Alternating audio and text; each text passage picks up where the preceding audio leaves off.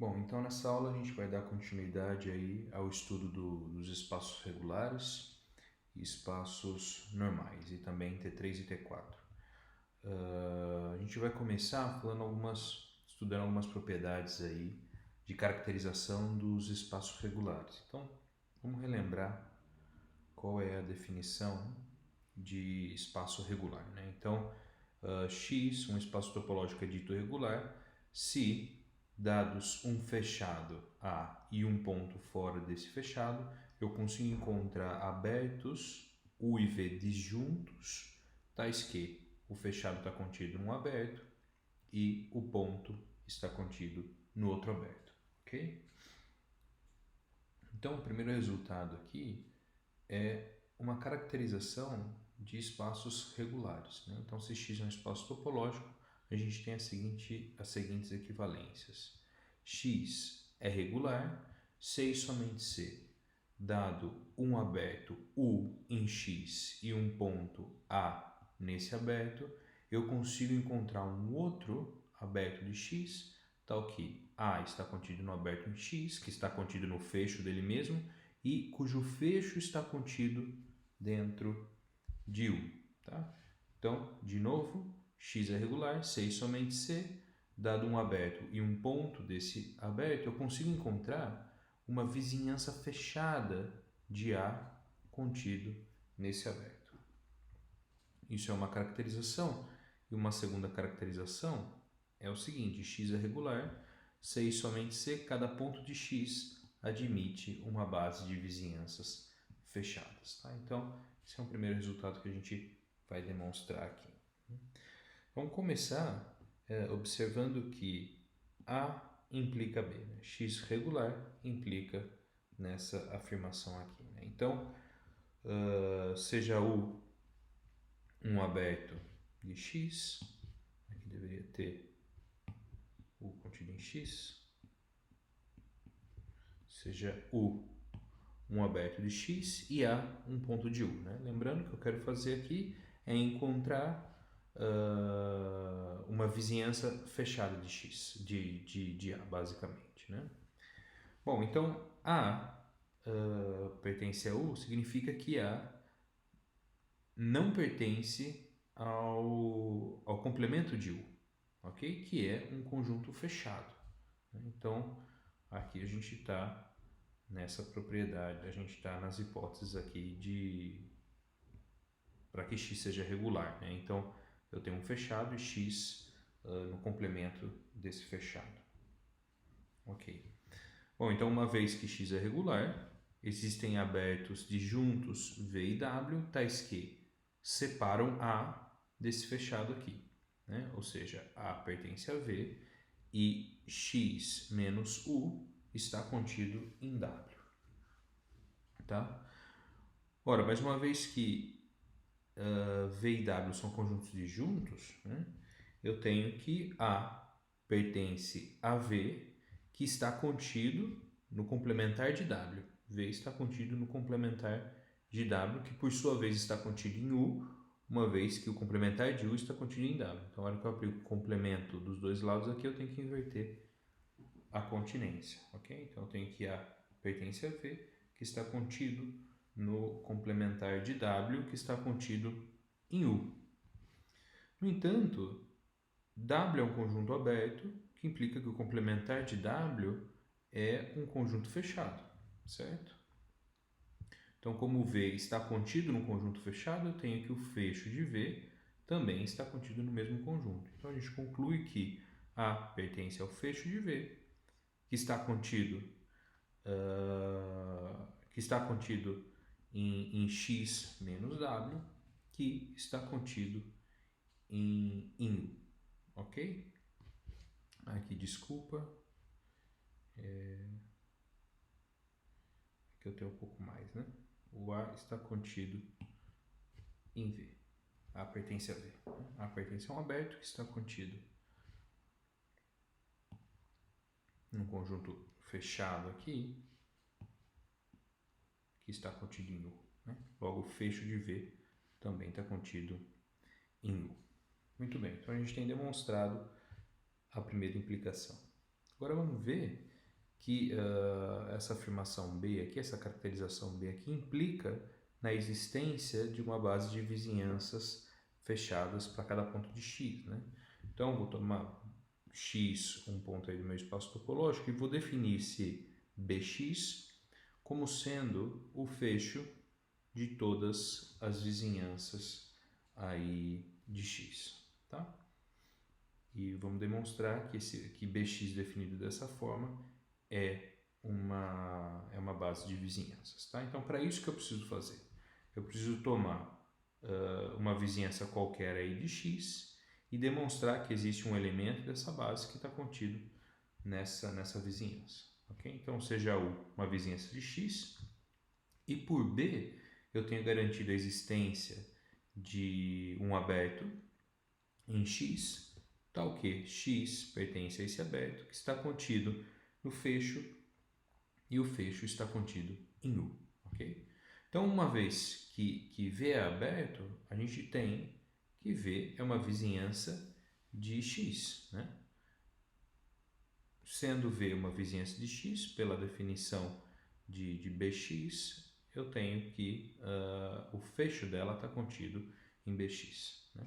Ou seja, dado uma vizinhança qualquer de x, eu encontrei um elemento de Bx que está contido nessa vizinhança. Então, eu concluo que Bx, definido dessa forma, é uma base de vizinhanças, desde que x seja regular ou desde que a afirmação B seja satisfeita, tá?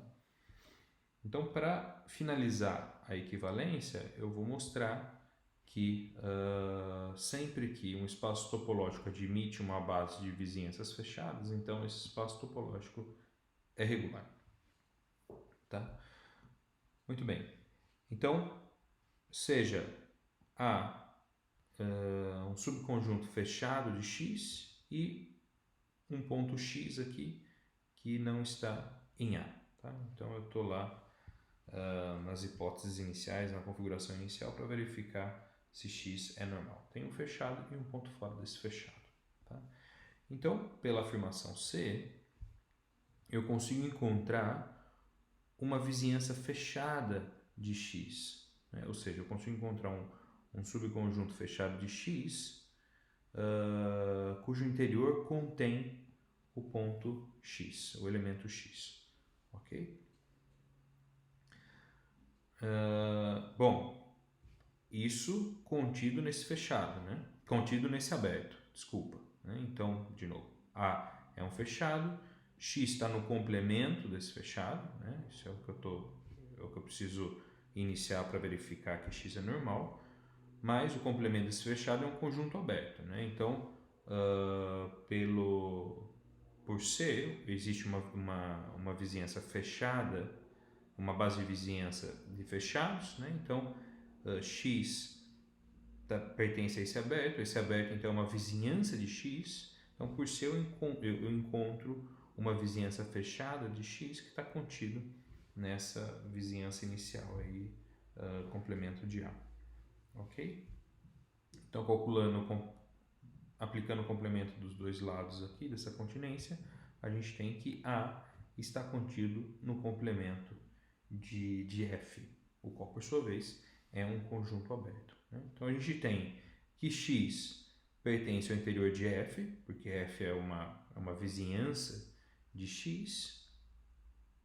A está contido nesse aberto aqui, que é o complemento de F, e esse aberto interceptados resulta no conjunto vazio, pois o interior está contido no conjunto, né? Então eu consegui dois abertos disjuntos, ok?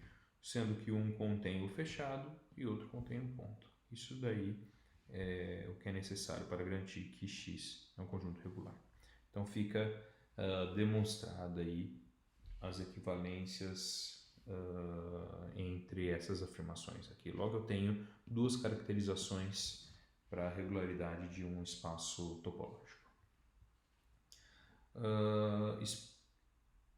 Espaços topológicos regulares IT3 satisfazem as duas propriedades que a gente vinha demonstrando para espaços T0, T1 e T2, né? Quais são elas? A primeira propriedade é uma propriedade de hereditariedade, né? Ou seja, subespaços de espaço regular, respectivamente T3, são espaços regulares, respectivamente T3. Isso daqui eu vou deixar como exercício para vocês fazerem aí. E a segunda proposição é que um espaço produto ele é regular, respectivamente T3, se e somente se cada fator desse espaço produto é regular, respectivamente T3, para todos os índices, ok? Bom, então vamos dar uma olhada na demonstração dessa proposição aqui, que é bastante padrão.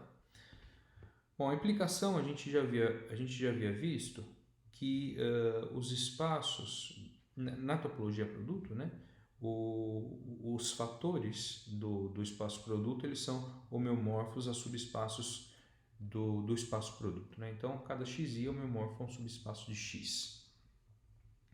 Ok, então da proposição anterior, né, subespaço de um espaço regular é regular, ou subespaço de um espaço T3 é T3, então a gente garante que cada fator aí é regular, ou respectivamente T3. Né? Lembrando que todos esses axiomas de separação, eles são invariantes por homeomorfismo, tá? Uma vez que eu estou simplesmente dando hipóteses sobre abertos e fechados desses espaços, tá? Então, essas propriedades são preservadas por homeomorfismo, são invariantes topológicos do espaço.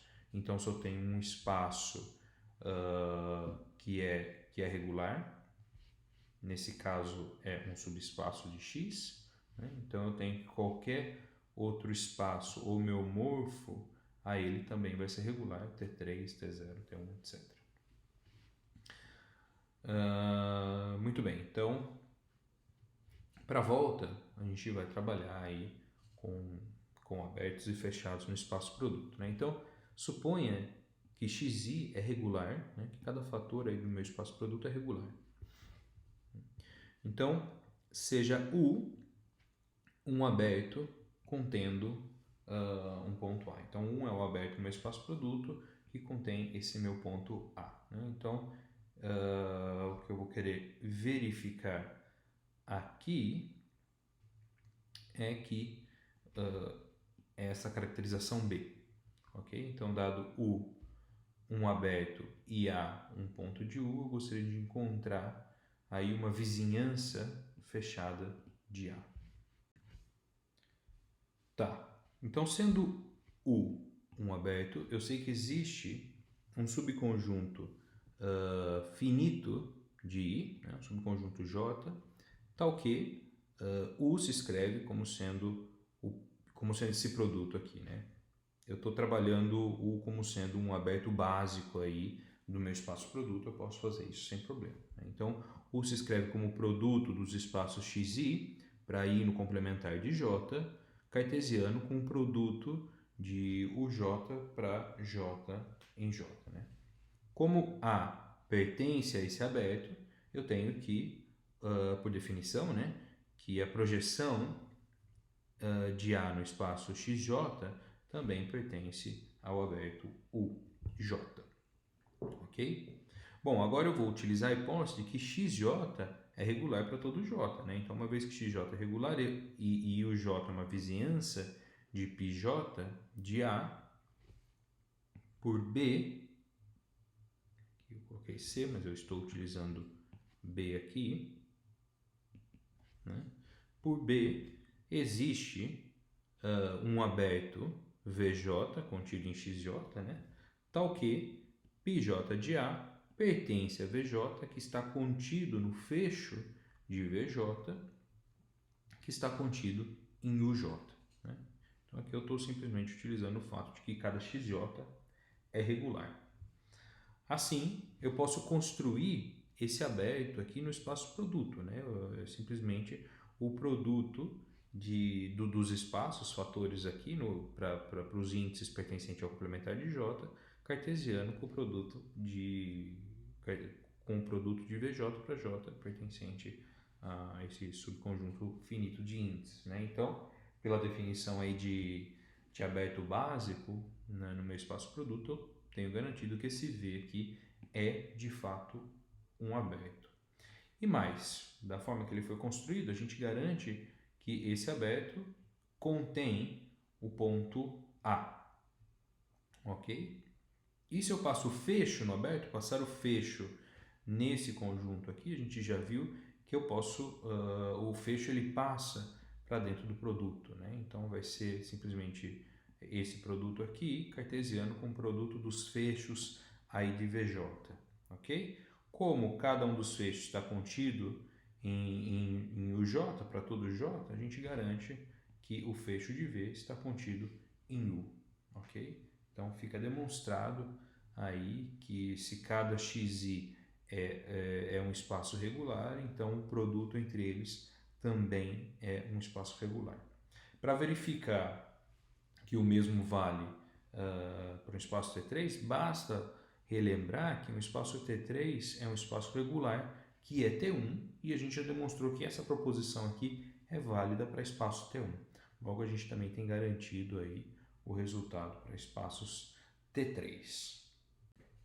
Bom, então agora na sequência vamos estudar aí uma caracterização de espaços normais. Tá? Então, relembrando aqui a definição de espaços normais, a gente tem que x é normal quando, para quaisquer dois fechados disjuntos em x, eu consigo encontrar abertos disjuntos em x que separam esses fechados, né? Ou seja, um fechado está contínuo aberto e outro fechado está contido no outro aberto, ok? Então, o primeiro resultado aqui dá uma outra caracterização para os espaços normais, né? Então, x no espaço topológico é normal se e somente se dados um fechado e um aberto contendo esse fechado, eu consigo encontrar um outro aberto V que satisfaz essa continência, né? A está contido em V, que está contido no fecho, cujo fecho está contido em U, certo? Então, se eu tenho um fechado contido num aberto, eu devo ser capaz de encontrar um outro aberto que contém esse fechado inicial, mas cujo fecho está contido no aberto inicial, ok? Muito bem, então vamos demonstrar esse teorema, né? Essa proposição. Vamos supor que x é normal e tomar U um aberto, um aberto A um fechado, de modo que A está contido em U, tá? Bom, sendo A e o complemento de U conjuntos fechados em X, uma vez que U é aberto, pela propriedade de X ser normal, eu consigo encontrar abertos disjuntos V e W, tais que A está contido em V e X e o complemento de U está contido em W. Ok? Bom, uma vez que U e W são conjuntos disjuntos, eu tenho que V está contido no complementar de W. E o complementar de W é um subconjunto fechado, pois W é um conjunto aberto, né? Então, eu tenho garantido que o fecho de V está contido também no complementar de W, ok? Então, daqui segue que A está contido em V, que está contido no seu fecho, que por sua vez está contido no complementar de W, e o complementar de W está contido em U, uma vez que o complementar de U estava contido em W. Então, passo o complementar dos dois lados, inverto a continência e obtenho essa inclusão aqui. Okay? Então, fica demonstrado esse sentido aqui, essa direção do resultado. Bom, agora vamos assumir essa afirmação aqui e verificar que X é um espaço normal, ok? Então, sejam A e B dois fechados disjuntos em X, E por serem disjuntos, eu verifico que A está contido no complementar de B, no qual é um conjunto aberto, ok? Porque B é um conjunto fechado. Então, por hipótese, certo? Tenho um fechado e um aberto que contém o fechado, né? Tem um fechado e um aberto que contém o fechado. Então, por hipótese, eu encontro um outro conjunto V aberto em X, tal que essa continência aqui é satisfeita, né? Então, A está contido em V, que está contido no fecho de V, que está contido no complementar de B, que é o meu conjunto aberto aqui, né? Então, daqui eu tenho que A está contido em V, né? Sendo V um conjunto aberto, e dessa continência aqui eu tenho que B está contido no complementar do fecho de V, ok? Estou simplesmente aplicando o complementar dos dois lados da continência e invertendo a continência. Ora, uma vez que essa interseção aqui é vazia, né? V está contido no fecho de V, então V inter X, V inter do complementar do fecho de V é vazio. Então, eu tenho que esses dois abertos aqui são abertos disjuntos, um contém A e outro contém B. Então, eu concluo aqui que X é um espaço normal. Tá? Para espaços normais, e em particular para espaços T4, a gente não tem mais garantida as propriedades de hereditariedade e de produto. Tá? Eu não tenho garantido essas duas proposições aqui que eram válidas até espaços T3. Né? Então, eu posso ter subespaços de espaço normal como sendo não herdando essa propriedade de ser normal, né? Então vou dar um exemplo aqui, e também vale para espaços T4, daí já é um pouco mais complicado de dar exemplo, mas a gente vai ver um pouco mais para frente como trabalhar com essa propriedade. E também não vale, em geral, a propriedade de que produto de T4 de produto ser T4, ser e somente C, cada espaço é T4, e também produto ser normal, ser e somente C, cada espaço fator é normal. Essas caracterizações a gente não tem mais para espaços normais e espaços T4. Deixa eu só fazer um comentário com respeito às definições aí de espaços regulares e normal. A gente está definindo um espaço ser regular e normal independente das propriedades dos axiomas de separação anteriores, né? T0, T1 e T2. Se a gente olhar em algumas literaturas, em algumas referências, por exemplo, a referência do Mancris, na definição de espaço regular e espaço normal, está embutida uma propriedade que diz que os conjuntos unitários são fechados, né?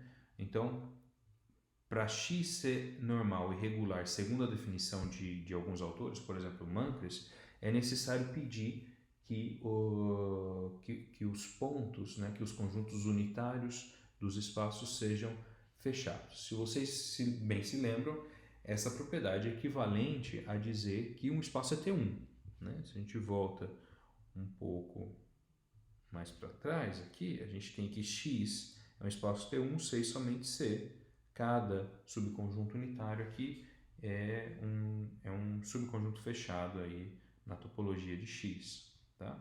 Então, isso quer dizer que em algumas referências, a noção de regular e normal inclui a propriedade do espaço ser um espaço T1, ok?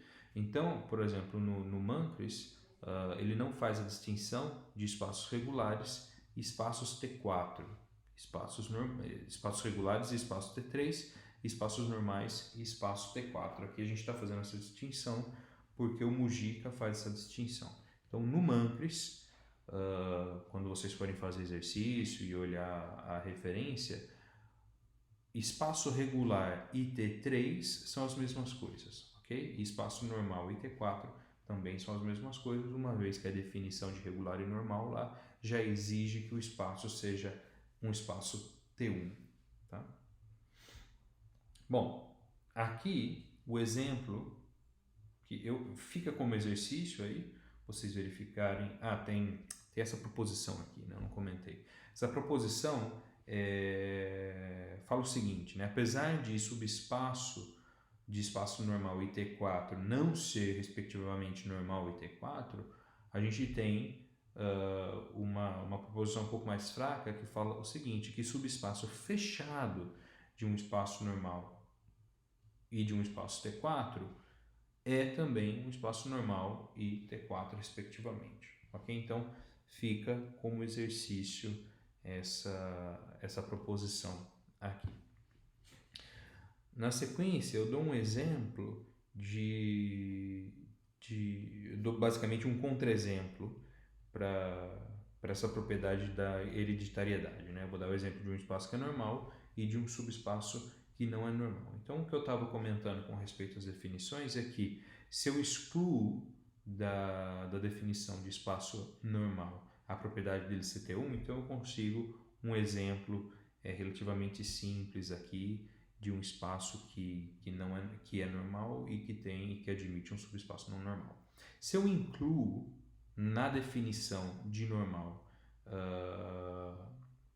a propriedade T1 também, daí já é um pouco mais complicado de dar exemplo. Os exemplos existem, a gente eventualmente vai ver eles quando a gente fala sobre espaços compactos, mas já é um pouco mais difícil da gente elaborar, né? Aqui no nosso contexto, um exemplo fácil eu tenho para espaços normais e já um exemplo mais complicado, mais elaborado eu teria para espaços que são T4.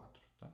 Então, fiz esse comentário com respeito às definições, só para quem está usando o Mantris ter em mente de que espaços normais, para ele, na verdade, são os nossos espaços T4 e espaços regulares para ele são os nossos espaços T3. Tá? Então, vamos dar uma olhada nesse exemplo aqui de um espaço que é normal e que admite um subespaço não normal. Então, X, eu vou tomar esse conjunto com 4 elementos e a topologia vai ser a topologia de um ponto, né?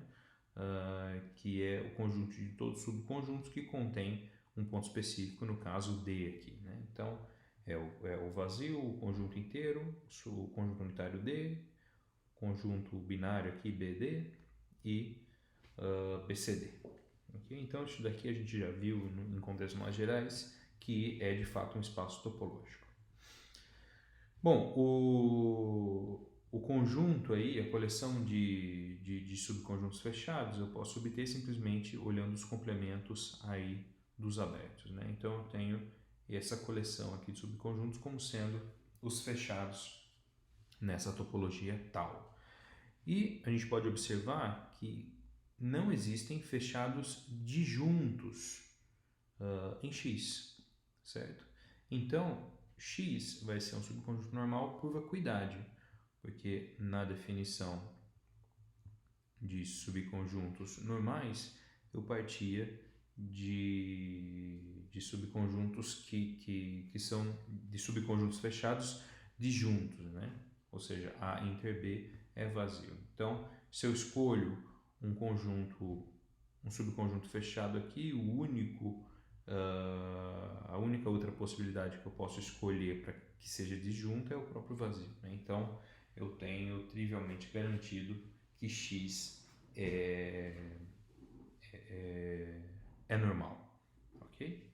Então, agora eu vou escolher o seguinte subconjunto de X. Né? Y como sendo B, C e D. Ok? Então, nesse caso, a topologia induzida em y de x coincide basicamente com a topologia inicial. A única diferença é que aqui o espaço total é y e não x. Tá? Então, BCD aparece aqui, sempre aparece aí nos abertos aí de tal. Então, basicamente, quando eu faço a interseção de cada aberto aqui de tal com o meu subconjunto y aí, eu não modifico os abertos a menos do conjunto total. Computando aí os complementos desses abertos, agora em y a gente tem que esse aqui passa a ser a coleção de fechados, né? Então, a coleção de fechados, nesse caso, muda fundamentalmente, né? Aqui eu não tinha fechados disjuntos, mas agora eu consigo encontrar dois fechados disjuntos aqui nessa topologia, o que não teria problema, desde que eu conseguisse separar eles por abertos disjuntos também. No entanto, quando eu observo aqui a minha coleção de abertos, eu não tenho abertos disjuntos na minha topologia induzida, né? Então, os abertos que contêm C também contêm o meu ponto D, e os abertos que contêm B também contêm o meu ponto D. Então, eu não consigo abertos que separam esses dois fechados aqui. Então, Y não seria um espaço topológico normal. Isso daqui é um exemplo aí de um espaço que é normal e que não é e que admite um subconjunto que não é normal, ok? No entanto, esse espaço aqui, tal como foi definido, esse espaço topológico, não é um espaço topológico T1. Logo, esse contra-exemplo aqui não vale para T4, né? Esse espaço não é um espaço T4, né? Então, isso daqui é um exemplo específico para subconjuntos normais na nossa definição, né? Então, para quem estiver seguindo o Mancris, esse exemplo aqui não vale pela definição do Mancris, porque no Mancris ele pede que o espaço seja T1 também, a fim de ser normal. Bom, então o próximo resultado, que é o lema de separação de Jurison, fornece uma caracterização para espaços normais em termos de conjuntos fechados e funções contínuas. Tá? Então, só lembrando da diferença aí de definição entre o nosso espaço normal e o espaço normal como define o Mancris, esse lema que a gente vai demonstrar agora é uma caracterização para espaços normais segundo a nossa definição. Na definição utilizada pelo Mancris e outros autores, a gente teria simplesmente uma das implicações do lema. Tá? Então, essa definição de espaço normal, que é uma definição que inclui um pouco mais de espaço, com menos propriedades, faz com que o lema de separação de Jurison forneça de fato uma caracterização dos espaços normais. Tá? Bom, então o lema diz o seguinte: um espaço topológico X é normal se e somente se, dados dois fechados disjuntos A e B, existir uma função contínua definida no espaço topológico até o subespaço de R01, né? Tal que f de A está contido no conjunto unitário I0, ou seja, f de A é zero para todo ponto, f de x é zero para todo ponto x em A, e f de B está contido no conjunto unitário U, ou seja, f de x é igual a 1 para todo x pertencente a B, ok? Bom, então, vamos demonstrar essa primeira implicação aqui, que ela é a direção mais simples aí do lema, né? Então, sejam A e B dois fechados disjuntos de x e f de x uma função contínua satisfazendo aí a propriedade do lema, né? Bom, então, U igual a f menos 1 desse intervalo aqui e V igual a f menos 1 desse outro intervalo são abertos disjuntos em X.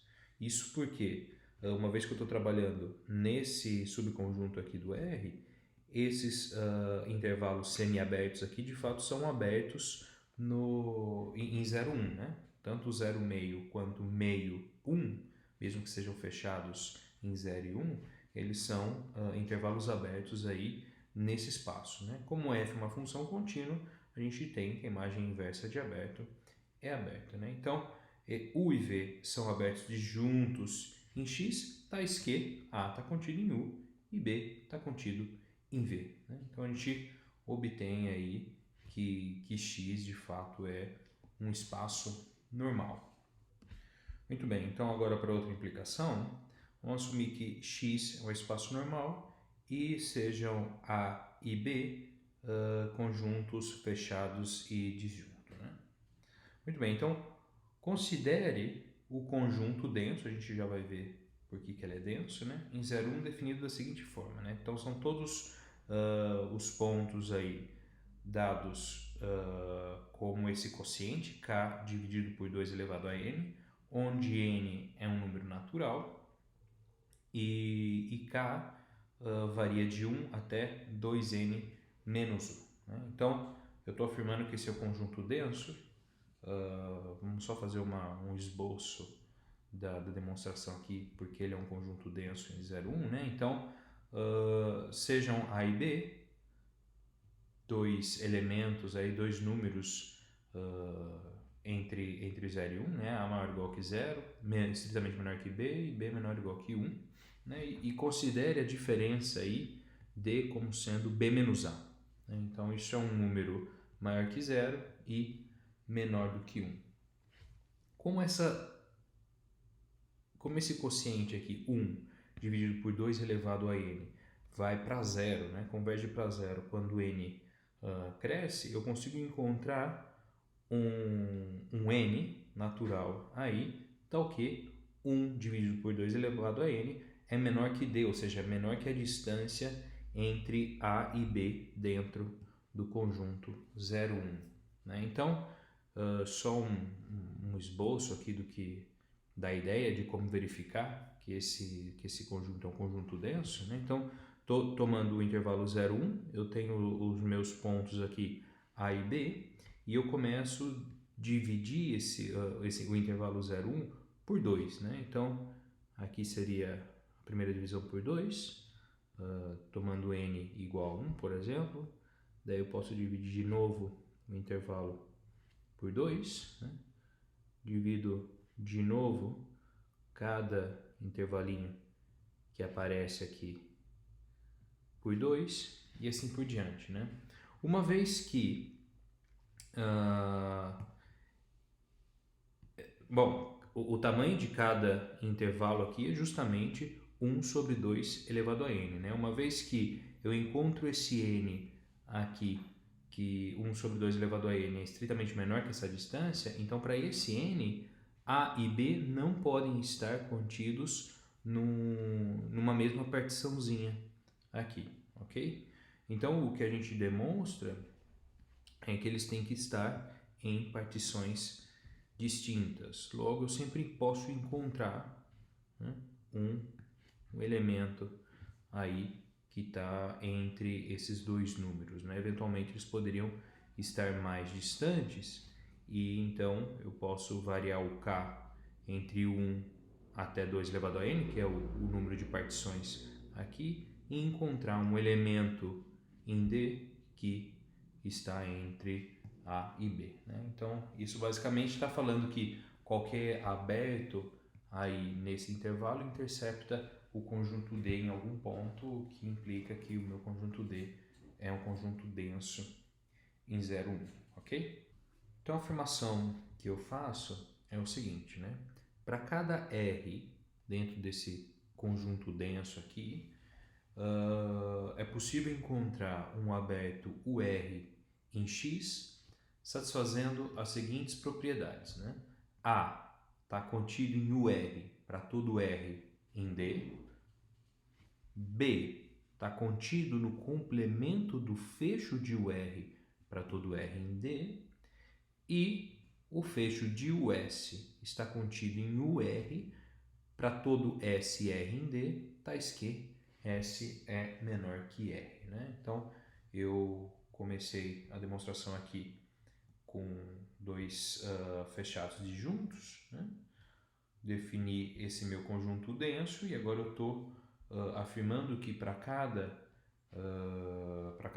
elemento aí nesse meu conjunto denso em R1, eu posso encontrar abertos aí, indexados por esses elementos em D aí, satisfazendo essas três propriedades, ok? Então, o que eu preciso fazer é construir esses abertos. E para construir esses abertos, a gente vai utilizar essa caracterização que a gente tem aqui de espaços normais. Tá? Então, basicamente, x é normal significa que se eu tenho um fechado dentro de um aberto, então deve existir um outro aberto que tal que essa continência aqui é satisfeita, né? A contido em V, que está contido no fecho, que está contido em U, ok? Bom, então, como A e B são fechados disjuntos, eu tenho que A está contido no complemento de B. A fechado e complemento de B aberto, porque B é um fechado, né? Então, aplicando a caracterização que eu acabei de mostrar, a gente tem garantido a existência de um aberto U, que eu vou indexar ele por um meio. Tá? Então, existe um aberto U, meio, tal que A está contido em U meio, que está contido em U meio fecho, que está contido no complemento de B. Ok? Então, eu vou repetir essa mesma ideia olhando para essas continências agora. Né? Essas continências, A contido em U meio e fecho de U meio contido no complemento de B, são continências do tipo fechado contido em aberto, fechado contido em aberto. Então, eu posso repetir o procedimento para obter outros dois abertos, que eu vou indexar U1 quarto e U3 quartos, satisfazendo a seguinte continência. Né? Então, eu vou colocar abertos e fechados dentro dessa continência aqui. Então, A contido em U1 quarto, que está contido em U e que está contido no fecho de U1 quarto, que está contido em U meio. Né? Então, eu, da mesma forma que nessa sequência de continências eu completei essa continência aqui com abertos e fechados aqui dentro, estou fazendo o mesmo procedimento agora, mas olhando só para esse pedaço da continência. E eu repito para esse lado aqui, né? Então, eu estou chamando de 3 quartos. Então, começo aqui. O fecho de U meio contido em U 3 quartos, contido no fecho de U 3 quartos, contido no complemento de B. Ok? Bom, então vamos observar aqui, só para depois a gente poder aplicar a recorrência, como que os índices desses abertos estão se comportando. Né? Então, esse aqui foi o primeiro passo e os índices são desse tipo aqui, 1 meio. Né? Então, a potência, no passo 1, a potência do divisor aqui que aparece nos índices é 1. Tá? No passo 2, a gente pode observar que as potências, que a potência que vai aparecer nos divisores aqui podem ser escritas como 2, pode ser escrito como potência 2, né? Então 2 elevado a 2. Então, por exemplo, 1 quarto é igual a 1 sobre 2 ao quadrado. Né? 1 meio é igual a 2 sobre 2 ao quadrado. E 3 quartos é igual a 3 sobre 2 ao quadrado. Né? Então, os divisores aqui sempre aparecem como 2 a potência 2 no passo 2. Né? E os índices, né? o numerador aí dos índices vai, nesse caso, vai até 3, que é exatamente 2 ao quadrado menos 1. Ok? Então, vamos aplicar mais uma vez essa ideia só para ficar claro o que está acontecendo. Aqui eu tenho as continências do tipo fechado, contido em aberto, fechado, contido em aberto, fechado, contido em aberto, fechado, contido em aberto.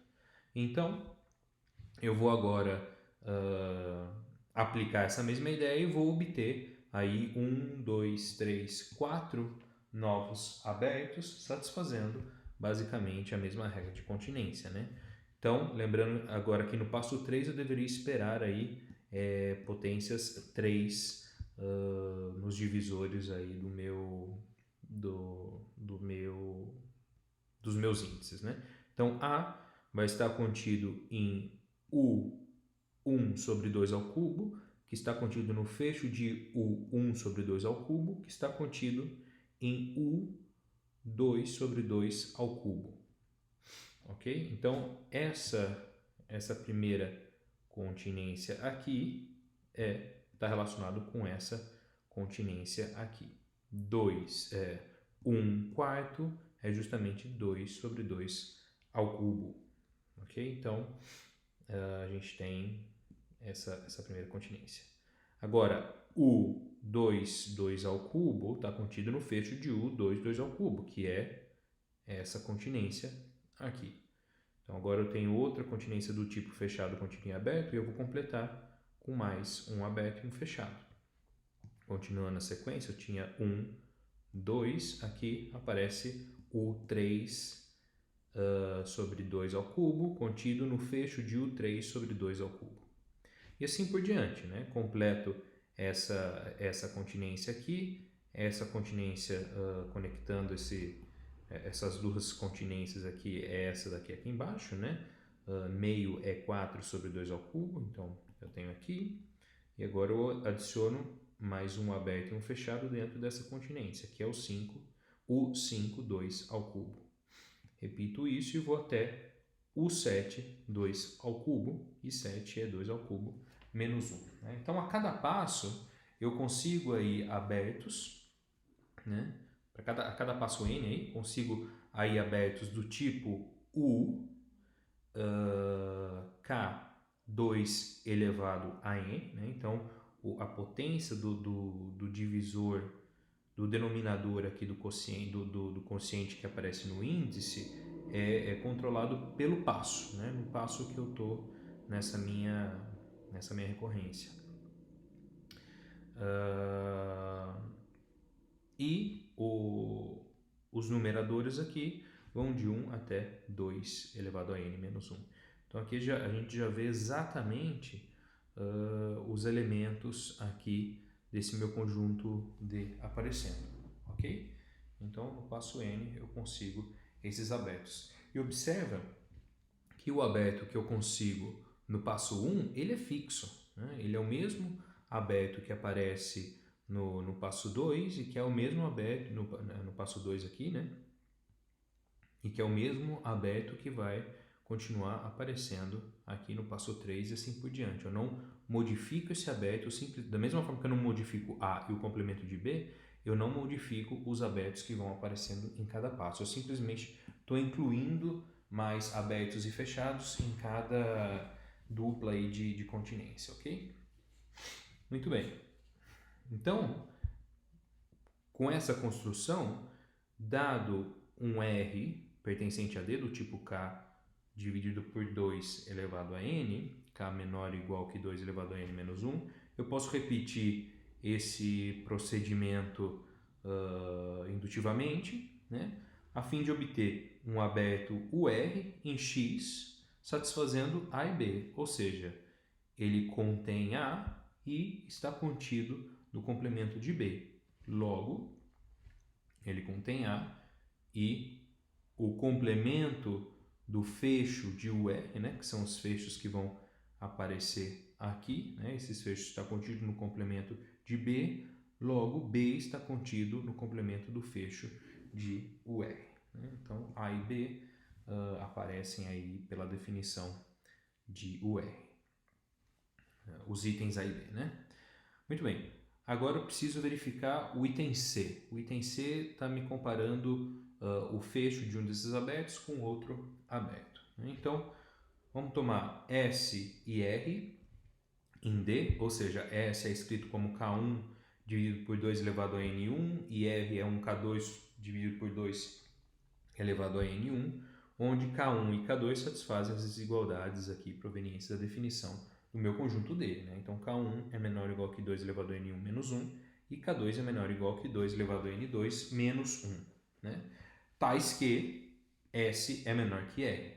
Isso é a hipótese aqui para verificar o meu item C. Né? Então, tomando SR escrito dessa forma em D e assumindo que S é menor do que R.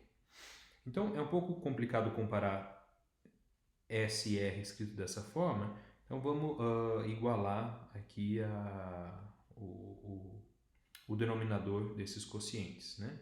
Então, seja N o máximo entre N1 e N2, então eu observo que S pode ser escrito dessa forma. Né? Se eu multiplico e divido por 2 elevado a N, onde N é o máximo, onde N1 e N2, Então eu tenho que S é igual a K1 vezes 2 elevado a N menos N1 dividido por 2 elevado a N, ok? E o meu R é a mesma coisa, né? Multiplico e divido por 2 elevado a N, então eu vejo que ele é igual a um K2 tio dividido por 2 elevado a N. Agora, como eu sei que S é menor que R e agora eu tenho os meus denominadores iguais, eu concluo que S é menor que R, se somente C, K1 tio é menor ou igual que K2 tio. Né? Então, aqui vai aparecer, o K2 é igual, K2 tio é igual a K2 vezes 2 elevado a N menos N2, substituo aí essa desigualdade do K2, né? Faço a distributiva aqui e verifico que K1 tio é menor que K2 tio, que é menor que 2 elevado a N menos 2 elevado a N menos N2. Isso daqui é positivo porque N é o máximo entre N1 e N2. Então, isso daqui é menor ou igual que 2 elevado a N menos 1. Ok? Então, de fato, SR estão escritos da forma boa a fim de aparecerem como índices aí dentro do meu conjunto D. Ok? Bom, então, aplicando o procedimento de construção aqui, uma quantidade N de vezes, onde N é esse máximo aqui, eu consigo obter um UR e US, ok? Dentro dessa sequência de continências, satisfazendo a propriedade A contido em US, que está contido no fecho de US, que está contido em UR, que está contido no fecho de UR, que está contido no complemento de B. Né? Em particular, a gente tem a continência desejada aqui. Né? Observando também que a sequência de índices aparece numa sequência crescente aqui. Né? Muito bem. Ok. Então, agora a gente define uma função f de x até o intervalo fechado 0, 1 da seguinte forma. Né? Então, para um x no meu espaço topológico que está contido na união de todos os URs que eu acabei de definir, né? Então eu vou falar que f de x vai ser o ínfimo dos índices aí dos URs que contém x, ok? E para um x que não está na união desses URs, o meu f de x vai ser 1, tá? Então, definida essa função, a gente observa o seguinte, né? Se x é um ponto de A, então pela essa propriedade que eu acabei que a gente acabou de demonstrar, né? X pertence ao R para todo R em D, porque A está contido em UR para todo R em D. Né? Então, o f de x vai coincidir com o ínfimo de D, né? E o ínfimo de D é zero. Logo, f de A está contido no conjunto unitário 0. E para um x pertencente a B, pelo item B aqui dessa afirmação, né, B não está contido ou está contido no complemento do fecho de todos os URs. Né? Então a gente tem que x não pertence em particular a UR para todo R em D. Né? Como consequência, a gente tem, pela definição da f, que f de x é igual a 1, logo f de b está contido aí no conjunto unitário 1 do domínio. Okay? Então, o que a gente quer demonstrar é que existe uma função contínua satisfazendo essa propriedade. Então, a única coisa que falta para a gente verificar é que a função que a gente definiu aqui, ela é contínua de fato. Né? Então, a gente vai demonstrar essa afirmação. Muito bem. Então, segue da definição de f e da definição dos URs que f de x é menor ou igual que r para todo x pertencente ao R. Isso é verdade, porque pela definição da f, a f é o ínfimo desses r's aqui que contém x, né? Logo, f de x tem que ser menor ou igual que r, ok? A segunda propriedade aí dessa função é o seguinte, né? F de x é maior ou igual que s para todo x no complemento do fecho de us, ok? Então, por exemplo, se x não está na união dos URs, então f de x é igual a 1, que vai ser maior ou igual a s. Né? Então, vamos supor aí que x está na união de us a fim de poder calcular o f de x como sendo esse ínfimo. Né?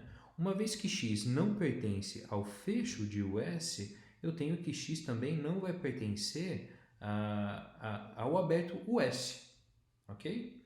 Então, uma vez que f de x é o ínfimo dos índices para os abertos que contém x, eu concluo, e o S é um aberto que não contém x, então eu concluo que f de x tem que ser maior ou igual que S. Né? Esse ínfimo aqui tem que ser maior ou igual que S, uma vez que x não pertence a S. Ok? E aplicando os dois itens simultaneamente, a gente garante que S é menor ou igual que F, que é menor ou igual que R, para todo x pertencente a UR menos o fecho de US.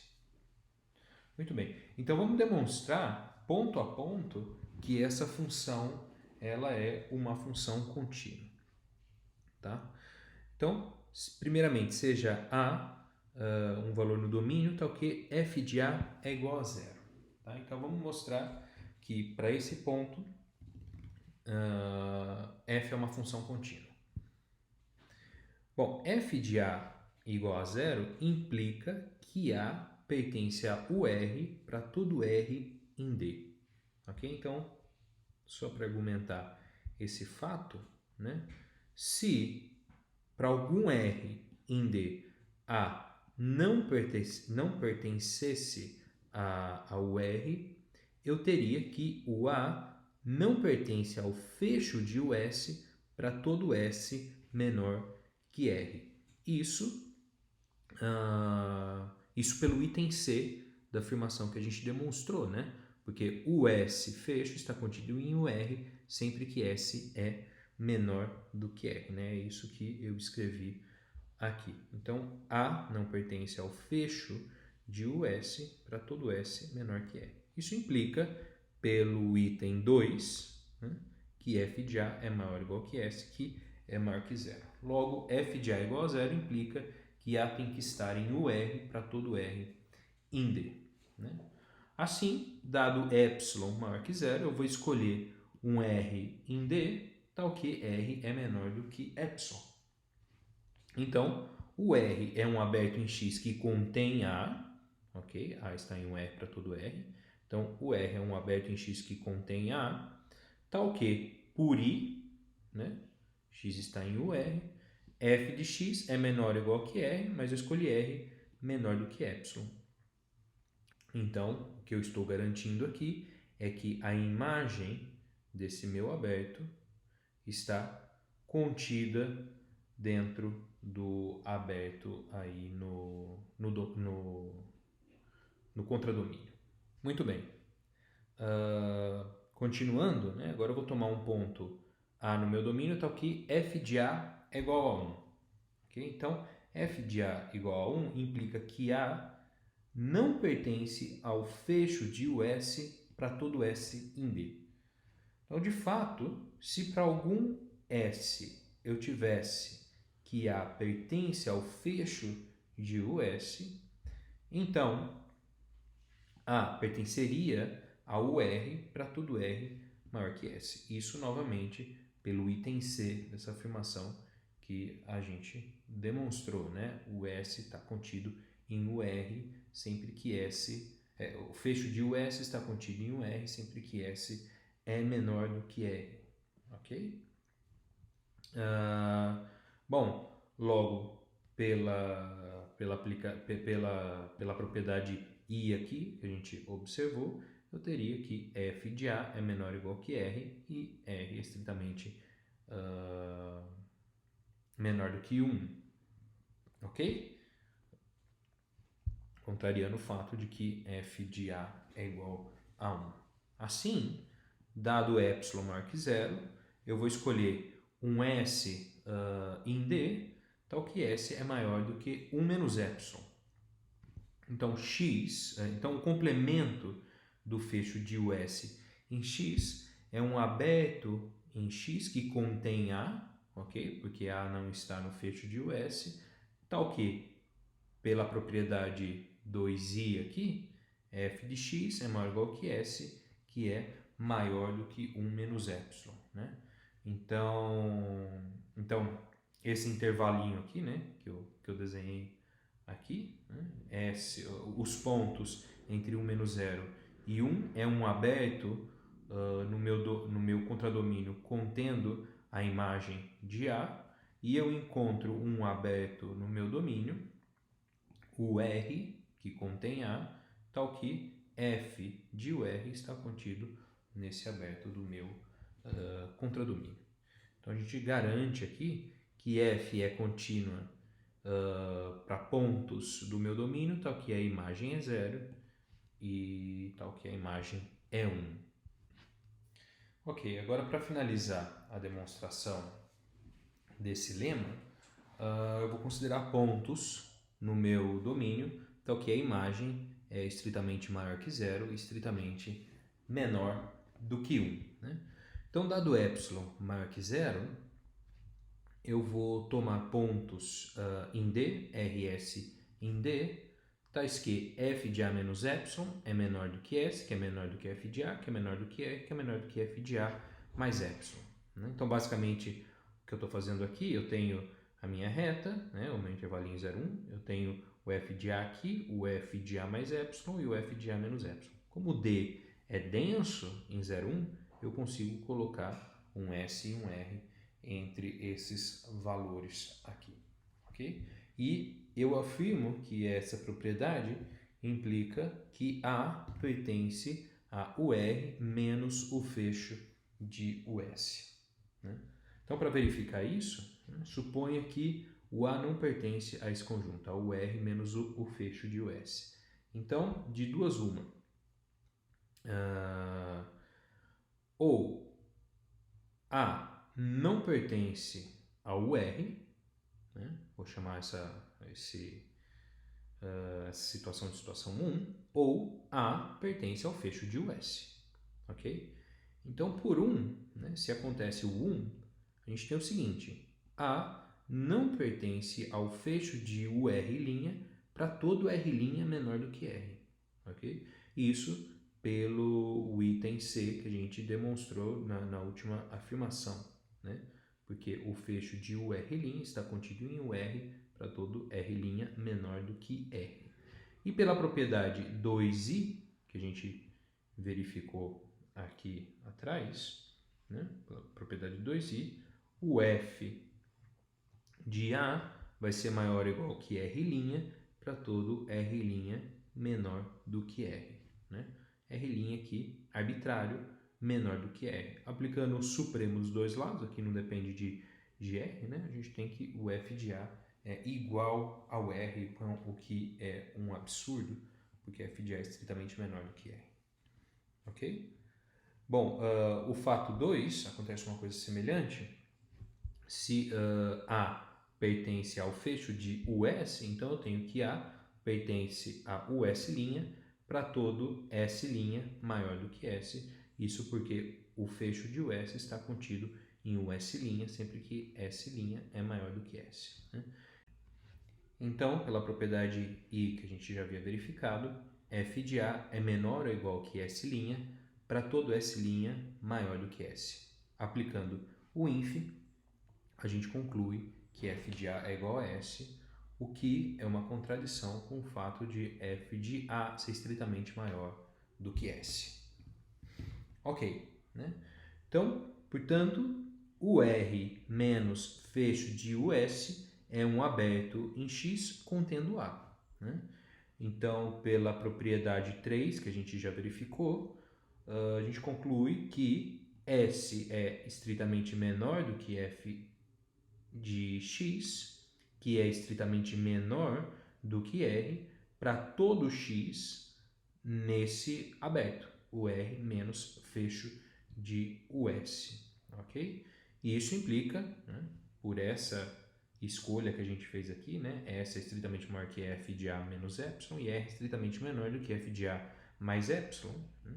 A gente conclui que F de A menos Epsilon é estritamente menor que F de X, que é estritamente menor do que F de A mais Epsilon para todo X nessa vizinhança de A, ok? Então, o que a gente está verificando é que, dado Epsilon, eu encontro um aberto aí do meu domínio, então que F desse aberto está contido aqui nesse aberto do contradomínio, que garante que F é uma função contínua em A, ok? Bom, uma consequência importante desse lema que a gente já acabou de demonstrar é o teorema de extensão de Tits, que fornece uma outra caracterização, uma terceira caracterização para espaços normais. No entanto, essa caracterização ela fala sobre extensões de funções contínuas definidas em fechados de espaços topológicos para todo o espaço topológico, né? Então, eu vou deixar esse teorema está demonstrado no Mujica. Ele é demonstrado fazendo uso do lema de Urysohn e também de um lema que a gente que a gente demonstrou em aula, que é o lema de colagem, né? E ele fala o seguinte: se X é um espaço topológico, então a gente tem as seguintes equivalências, né? X é um espaço normal, né? Se e somente se, dados um fechado em X e uma função definida, uma função contínua definida desse fechado até um intervalo fechado da reta, né? Existe uma função definida em todo o espaço, né, contínua, que é uma extensão dessa função inicial, né? Ou seja, f restrito a é igual a f minúsculo, né? Então, x é normal, C e somente C, toda função definida em fechados de x com valores no intervalo fechado da reta, toda função contínua definida dessa forma pudesse ser estendida a funções contínuas definidas aí em todo o espaço, ok? E uma terceira equivalência aqui é basicamente a mesma coisa que o B. No entanto, a gente troca esse intervalo fechado aqui como contradomínio pela reta real, né? Então aqui a gente usa o lema de Urysohn e aqui a gente vai usar também a colagem, o lema de colagem, ok? Então eu vou deixar esse teorema como exercício para vocês, ok? Então a gente acaba a aula de hoje por aqui.